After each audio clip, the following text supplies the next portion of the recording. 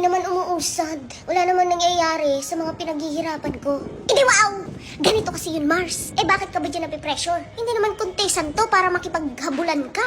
Para ma-worry ka na hindi pa umuusad or nag-work. Malay mo, hindi mo pa oras. Masyado kang excited. Sa buhay, paghihirapan mo muna ng bongga bago ka makarating sa tuktok. Walang shortcut, Mars. At hindi ito pa-contest. Take it easy. Take it slowly. Huwag mong isipin ang iba. Kasi nakita mo yung mga videos niya, maraming views. Nakita mo yung page niya, ang bilis niyang makarami ng followers. So ngayon, iniisip mo, bakit ako?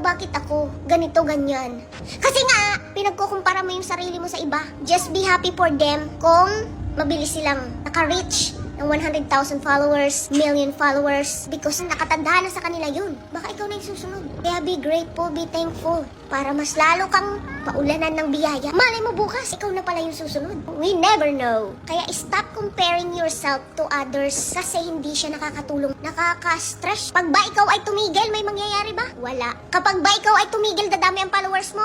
Hindi. Kapag ba ikaw ay titigil, dadami ang views mo? Wala. Kasi tumigil ka, hindi ka nagpatuloy. Kaya keep going no matter what. Because I believe in you. I believe in your talent. May talent ka, Mars. Gamitin mo yan. Sit back and relax. One day, you will get there. You just have to be patient. Char! Wala ka sa buhay niyo, mga dipong.